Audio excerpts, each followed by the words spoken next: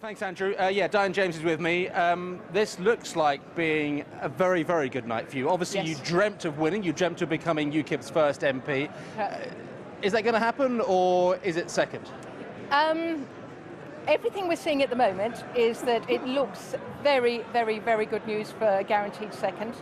I'm aiming for, first.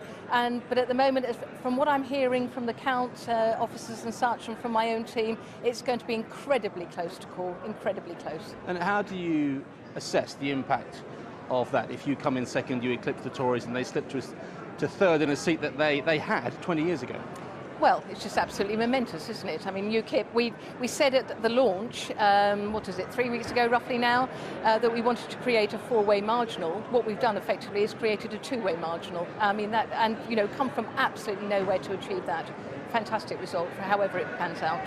And what is the reason, simply, that you seem to have achieved such a level of success here? I mean, it appears that UKIP has become the new protest party. You're peeling off voters from the three more established parties. Yes. Is that the case? Is that sustainable as well? I think it's sustainable. It's not just the protest vote, if you don't mind. I mean, every single time we were out there, myself, my campaign team, canvassing, whatever, we weren't needing to raise issues. People were raising issues and they'd already made the link with the EU. All we were doing effectively was being able to substantiate that and complete the picture, if you like, and then take them down that next step of the journey, which was vote UKIP to resolve it. But the extent to which your party has relied on issues of immigration, fears of mass migration from Romania and Bulgaria, and tried to make much of the closure of the Ford transit plant down in Southampton, yes. when in fact that may be an issue that's got a lot more to do with the weakness of other Eurozone economies than it has to do with the UK's membership of the European Union. Well, I mean, let's pick up on the Ford issue just for a moment. First of all, Turkey is not yet a full member of the EU. The money that's come from the European Investment Bank to actually close that site and transfer the production, Danny Alexander was a member of the Treasury team. Why didn't he intervene? Why didn't George Osborne, governor of the bank, intervene? George Osborne, Chancellor. Sorry. But, when you start translating those messages and conveying those sort of messages, all of a sudden the electorate are going, well, I'm not actually very keen on that. I've got a coalition government and they don't appear to have stood up for me, my job, my presence in this local community. Well, now, if this is a turning point for UKIP, you used to be a Conservative member, or certainly a supporter. A voter, yes. Maria Hutchings, the candidate, has just arrived. What will people like her and you think former Conservative colleagues think of you personally tonight, if indeed you have given them such a drudging? I won't be on their Christmas card list for this year, I'm sure, but we'll see what happens, shall we? But I mean, Michael Fabricant, the man who has partly run this campaign here for the Conservatives, have talked about a pact with UKIP. Nigel Farage, your leader, has talked about a pact possibly with the Conservatives if these pledges over the referendum are written in blood, to repeat his words. I mean, Is there any chance of any kind of bridge building between the Conservatives and UKIP at all, or is a night like tonight completely the end of any chance of any kind of a pact or any kind of agreement or any chance of UKIP voters returning to the Conservatives? Well, I think there's two issues there. First of all, Nigel and David Cameron have probably got to take stock of the situation and make those decisions on behalf of their relevant parties.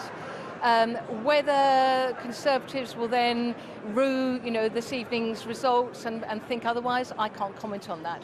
But if we go back to where the voters come from for UKIP on this occasion, it's been across all three parties. So, clearly there's dissatisfaction with all three. What about Labour? I mean, they are virtually nowhere, it would appear, Yes. in this election.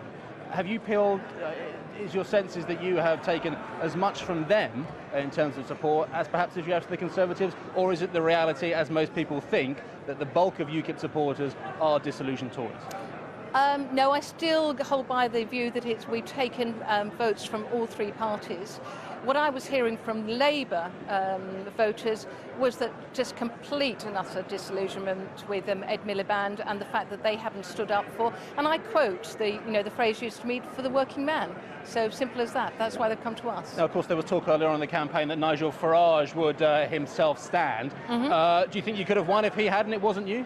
No, I don't think so. No, and it was very, very important that we proved to the country that we've got a very, very high calibre of potential candidates coming through, and just demonstrating that this is no longer a one-man band. So your leader wouldn't have won if he was the candidate here. Well, I couldn't. You were very confident there. Your answer. I am indeed. Yes, I'm not. I mean, Nigel's a fantastic leader. We need him in Europe. We need him, batting our wicket there.